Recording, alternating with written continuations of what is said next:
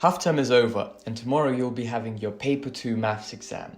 And regardless of how you spend your half term, in this video I'll be going through my top recommendations and tips on how to prepare for your tomorrow's exam. Also, make sure to keep watching because at the end I'll be giving you a ton of difficult questions in preparation for your maths exam tomorrow. So all you need to do now is like and subscribe to the channel and let's crack on. I've said this in the videos before, but I will repeat it because this is actually a very crucial point for you. Make sure you know exactly what's going to be coming up on your exam tomorrow. All GCSE and IGCSE exam boards have posted advanced information, which literally give you all the topics that will be coming up on the papers. So there is no reason for you not to know what will be asked during your paper 2 tomorrow. Here, for example, I got an AQA Advance Information for tomorrow's exam. It's paper 2 and they got all topics written down, what's going to come, what's going to be asked. In the description to this video, you'll find all the links to all the different exam boards' advanced information. So make sure to check it out. You can also join our Discord server and ask me any further questions you might have. I can also help you with maths questions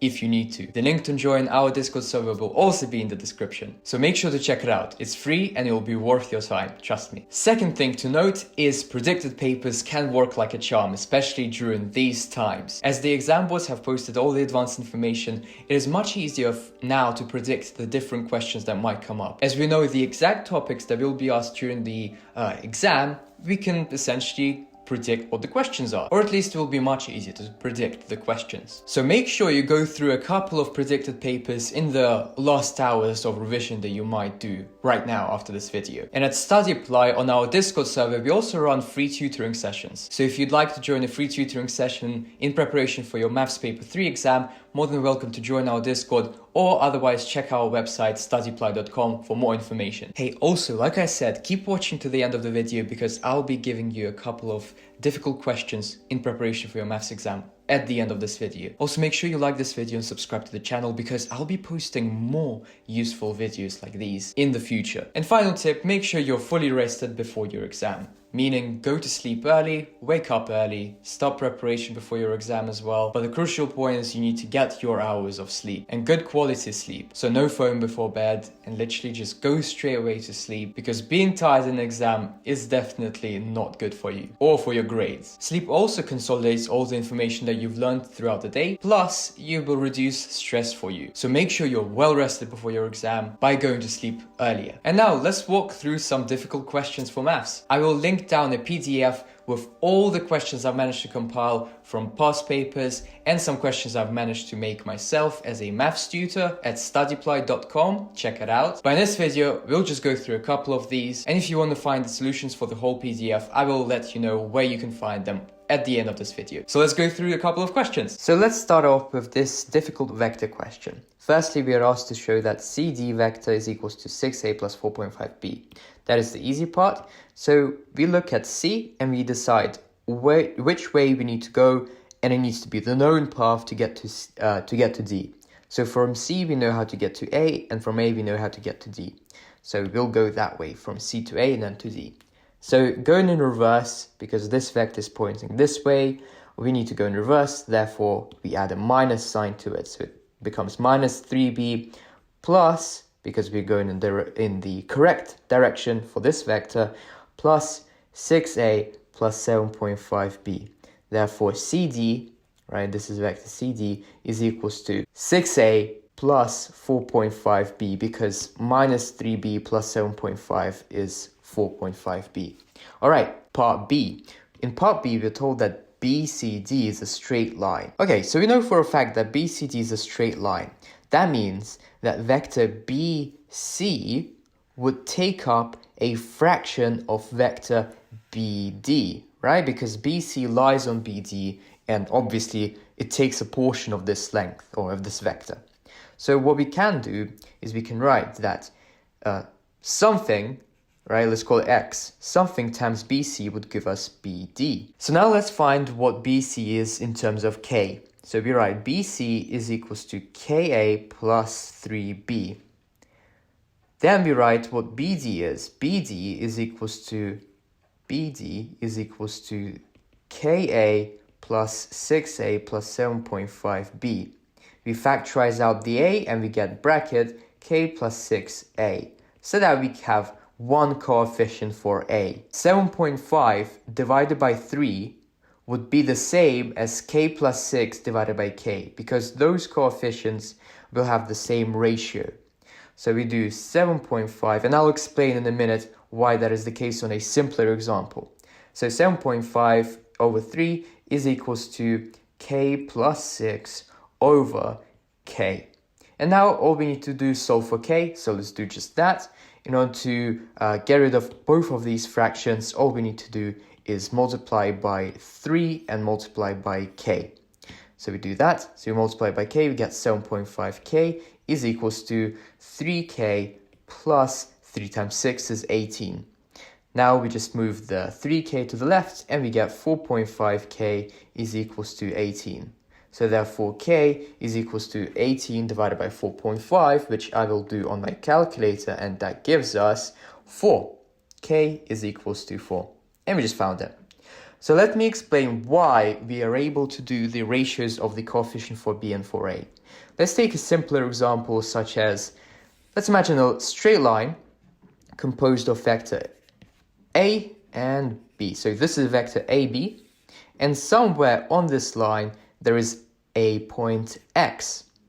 And let's say 8x, right, vector ax, let's write it out, is equals to, let's do 2a plus 3b. So this is 2a plus 3b. And let's say vector AB is 3 times higher than that, so that means it would be 6a plus 9b.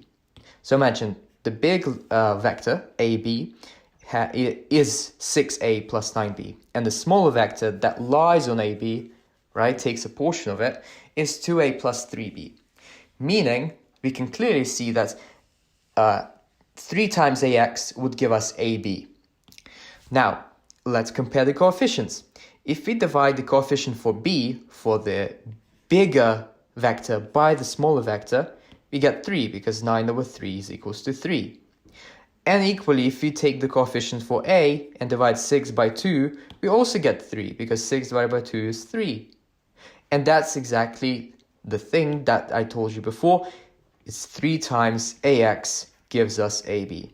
So that is the simpler reason why we're able to do one coefficient of the other over the other equals to another coefficient over another coefficient. Hopefully that makes sense. All right, let's move on to this circle question right here. So we are told that a circle has equation x squared plus y squared equals to 80, the center of the circle O, blah, blah, blah, etc., etc. So we are asked to work out the area for triangle OQR. Okay, great. Let's work backwards, because that's the best thing for this question. And let's think what we need to do in order to get the area of triangle OQR. We will definitely need the y-intercept of line RQ, as well as the coordinate for Q at x. Because if we know this coordinate here for x, we will know the length of the base of the triangle OQR. And if we know the y-intercept for the line, we will know the height of this triangle. So therefore, multiplying the height by the base and divided by 2 will give us the area. So that's what we are going to be working towards.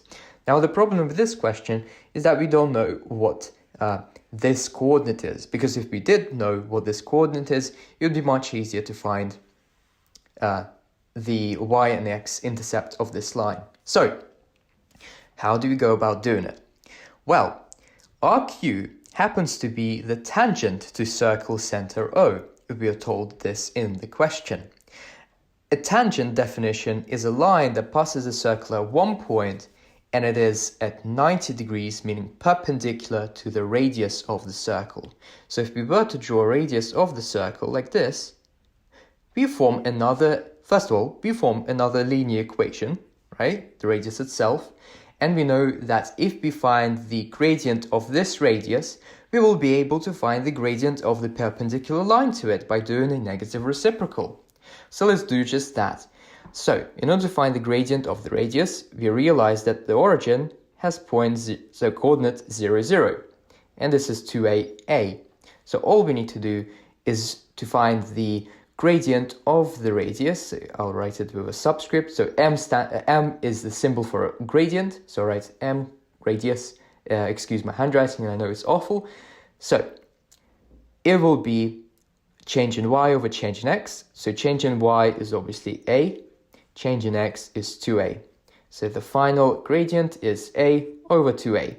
The a's cancel out and we are just left with 1 over 2. And that is the gradient for radius. Now, what is the gradient of the perpendicular line, which happens to be our tangent, RQ? Well, it is simply the negative reciprocal of the gradient we just found. So MP is the gradient of the perpendicular line, and in order to find the perpendicular line, all we need to do is flip the fraction and add a negative sign to it. So again, minus 2 is the gradient of the perpendicular line, and that is the gradient of line RQ. Now, all we need is to realize that RQ is a straight line, meaning it has a form of y equals to mx plus c. We just found out m, which happens to be minus 2x plus c. So now all we need to do is actually figure out what our y-intercept is, which is our c. But the problem is, with finding the y-intercept right now, is that we don't know what the a's are. And the easiest way to find the a's in this case is to actually use your circle equation, x squared plus y squared equals to 80. I mean, why else would they put it there? So, in order to do that, all we need to do is substitute these coordinates into your equation for the circle and solve for a. The reason why we are able to do that is obviously we know that P lies on the circle. So therefore, if we substitute these coordinates in, we know for sure that they will give us an answer because it's literally the point that lies on the circle. So we do just that. We write 2a squared plus y squared, which is a squared, equals to 80. So in total, that is 4a squared plus a squared equals to 80. 5a squared equals to 80. We divide everything by 5 and get a squared equals to 16. Therefore, a is equals to square root plus or minus 16. Make sure you add the plus or minus because we don't know what square root of 16 would be for sure, because minus 4 squared, for example, is the same as 16. So as 4 squared is also 16. So we don't know which of these numbers the square root came from. So it's plus or minus 4. And now we look. Of course, the a cannot be negative because point P is in the positive quadrant of the x and y axes. So a has to be positive 4. So that means P has coordinates of 2 times 4, which is 8, and 4. Now all we need to do is substitute these coordinates into our equation to find the y-intercept, and we do just that. So we write 4 equals to minus 2 times 8 plus c, and then we solve for c, and we have 4 equals to, so minus 2 times 8 is minus 16, moving to the other side, it becomes positive 16, so 4 plus 16 will give us 20. And that's our y-intercept. So we already found the height of this triangle, which happens to be 20. Now all we need is find the length of the base. In order to find the length of the base, all we need to do is to realize that point Q, which is our x-intercept, has y-coordinate 0, because obviously it's at the origin. And so in order to find the x-coordinate, all we need to do is substitute that 0 into the equation of line RQ, which we found to be y is equals to minus 2x plus 20. So we substitute 0 into the y, and we get 0 is equals to 2x plus 20. Then we solve for x, and we get minus 20 equals to minus 2x. Dividing everything by minus 2 will give us 10. So Q has an x-coordinate of 10. Therefore, the length of the base is 10. And now finally, the area. We can find the area by just simply doing 20 times 10 divided by 2. So area of OQR triangle is 20 times 10 divided by 2, which happens to be 100. And there we go. This is the circle question. Hopefully you found this useful. Again, I will attach a PDF with more questions in the description to the video, so please make sure to check it out. And if you found this video useful, please consider subscribing as well as like this video. Join our Discord, link to it is in the description as well. Visit our website, studyply.com, and I'll see you guys in the future videos. Bye bye for now, good luck on exams tomorrow and the rest of your exams. See you!